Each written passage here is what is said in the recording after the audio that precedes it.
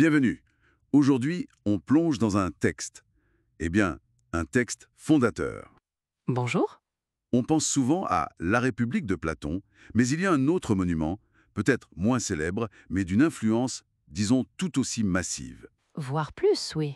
Il s'agit de La Métaphysique d'Aristote. Exactement. 14 livres, de alpha à nu en grec, et ce n'est pas un livre comme les autres, c'est ça. Non, pas du tout. C'est ce qu'on appelle un écrit ésotérique, en gros des notes de cours. Réservé à ses élèves du lycée. Oui, voilà.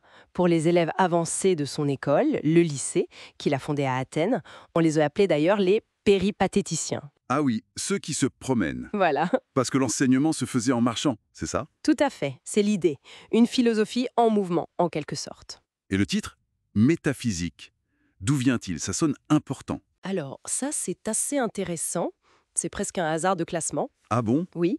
Quand ses successeurs, après sa mort, ont organisé ses manuscrits, ils ont placé ces traités, après ceux sur la physique, la physis. Donc, méta, ta physica, ce qui vient après la physique. Exactement. Et ce terme technique, un peu bibliothécaire, est devenu le nom de toute une discipline. Incroyable. La discipline qui étudie ce qui est au-delà du physique observable, c'est ça? Les fondements. C'est ça, les premiers principes de la réalité, comme vous disiez. Alors, c'est quoi la mission d'Aristote ici?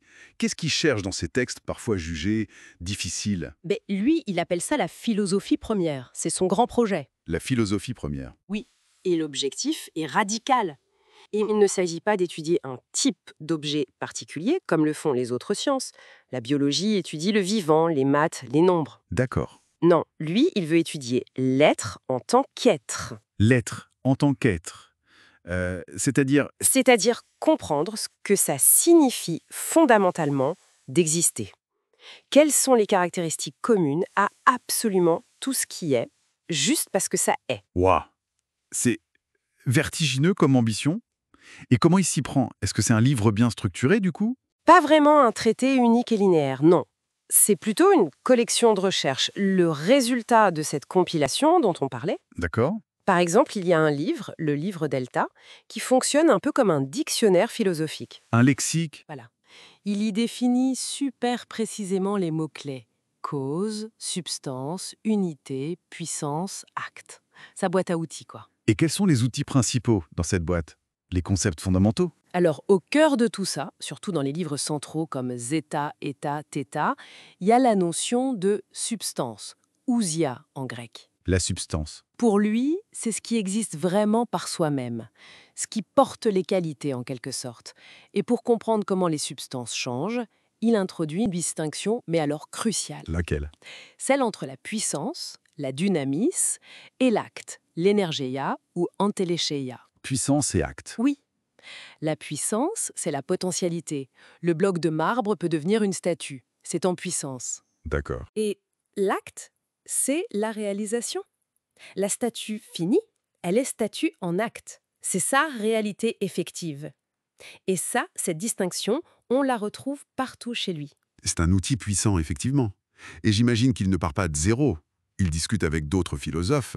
Ah oui, constamment. C'est une partie essentielle de sa méthode.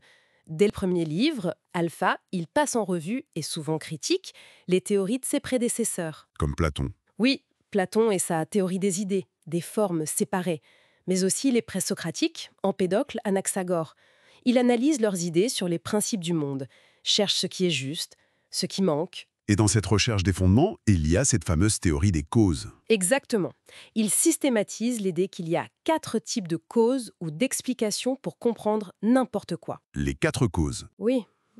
La matière, le bronze de la statue, la forme, l'idée de la statue dans l'esprit du sculpteur et dans l'objet fini, le moteur, le sculpteur et son action, et la fin, le but, pourquoi c'est fait, décorer, honorer, etc. Une explication complète, pour Aristote, doit tenir compte de ces 4 aspects. Et cette quête des causes, ça le mène jusqu'où?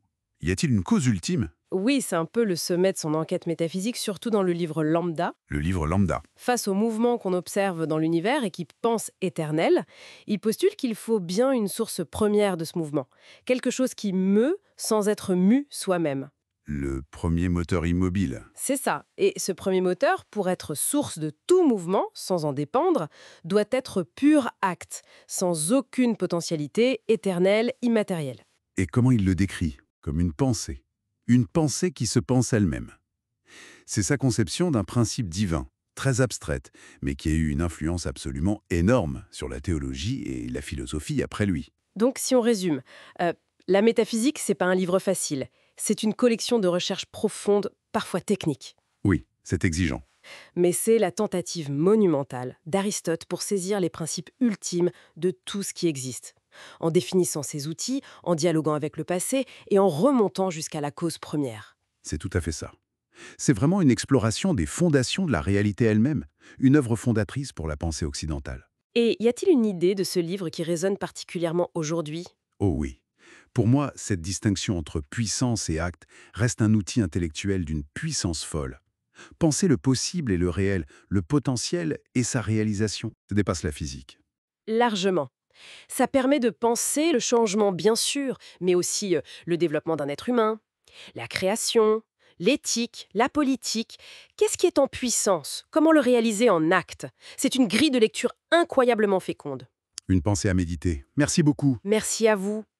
À bientôt sur la promenade du lycée.